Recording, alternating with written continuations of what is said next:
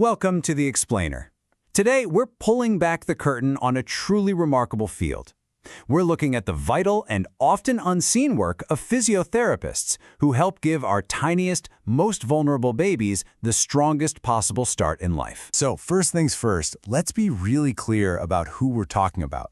The term is high-risk babies.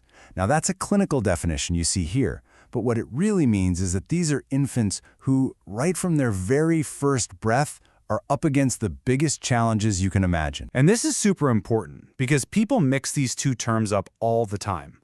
On the left, you have premature, which is all about time. The baby arrived too early. On the right, you've got low birth weight, and that's all about, well, weight. A baby can be one or the other, or sometimes both, and each situation brings its own unique set of hurdles. To really get why this early help is so critical, we have to understand the incredibly fragile journey these tiny babies are on from the moment they're born. Think about it. Their whole body is basically still under construction. An early arrival can cause this cascade of problems. Their lungs might not be ready to breathe, their heart might have openings that haven't closed yet, and a really big one for our story is general hypotonia. That's very low muscle tone, which makes every single movement a huge effort. But, and this is the most hopeful part of this entire story, this period of extreme vulnerability is also a window of incredible opportunity. It's because of something called neuroplasticity. That's the brain's amazing ability to rewire itself, to adapt, and to learn. This is the exact moment where the right kind of intervention can make a life-changing difference. And that brings us to the hero of our story, the neonatal physiotherapist. They're not just a helper, they're an expert guide for the baby's growth. Yeah, these are not your average therapists. They are highly specialized clinical experts. I want you to think of them as part personal trainer, part developmental coach, and part detective, all working to help a baby build the strongest possible foundation for their future. So you might be wondering, how on earth do they know what a baby needs? It's not like you can ask them. Well, they have to become fluent in a very special language, the language of a baby's movement. Okay, first things first, you have to get the timing right. A baby born 3 months early isn't on the same schedule as a full-term baby. So they do this calculation to find the corrected age. It's about being fair, really, evaluating the baby against their own developmental clock, not one that started ticking too soon. Now this shows a huge shift in thinking. The old way of assessing babies on the left was basically a checklist of reflexes. Does the baby startle? Check. Do they grasp your finger? Check. The new model is so much more sophisticated. It's not if the baby moves, it's how they move. It's about the quality, the smoothness, the complexity of it all. And the gold standard for this new approach is something called the General Movement Assessment, or GMA. What's amazing is how non-invasive it is. A trained expert just watches the baby move on their own for about 3 to 5 minutes. That's it. But get this, the power of just watching is incredible. The GMA has a 98% sensitivity for predicting motor issues like cerebral palsy. 98%. That is absolutely stunning. It's one of the best early detection tools we have for anything, period. It lets therapists get in and help before a problem becomes permanent. All right, so once the physio has done their detective work and decoded the baby's needs, that's when the real hands-on work begins, building strength and coordination one tiny step at a time. So what does this therapy actually look like? Well, you can forget any ideas about a baby gym.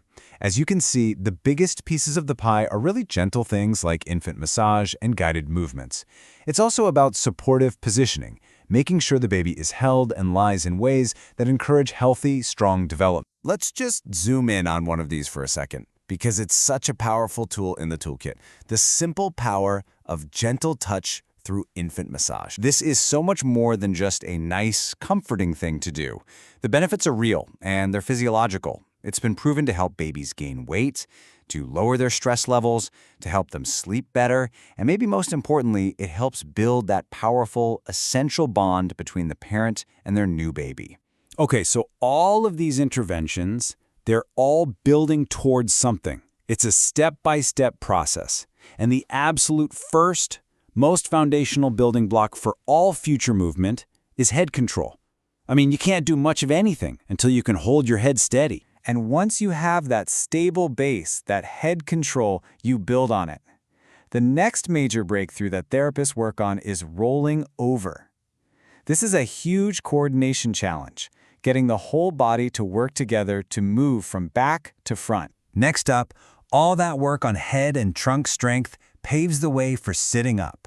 And this is a real game changer for a baby. Sitting up independently frees up their hands to finally start exploring the world around them. And finally, all those building blocks, the head control, the core strength from rolling, the balance from sitting, they all come together to support the ultimate goals of pulling up to stand and eventually taking those first independent steps. Every single step literally builds on the last. And here's a really important little side note from all the experts in this field. Those baby walkers, they are not recommended. In fact, they can actually get in the way of proper development because they prevent babies from building the right muscles and the right sense of balance they need to actually walk on their own. So after all this, the big question is, does it really matter? Does it work? Well, this chart is pretty eye-opening. It tracks the development of very low birth weight infants. Sure, about 55% develop just fine, but look at those other two bars. That's a combined 45% of babies whose motor skills are either getting worse or are just stuck. That's nearly 1 in 2. Early physiotherapy can get in there and fundamentally change that path for the better. And that leaves us with a really big question for the future. We're developing incredible technologies, like AI that can analyze the baby's movements with superhuman precision. So the question becomes, how do we blend these amazing new tools with the irreplaceable, human-centered, hands-on expertise that we've seen is so critical? Finding that perfect balance is going to be the key to making sure every single one of these little heroes gets the strongest possible start in life.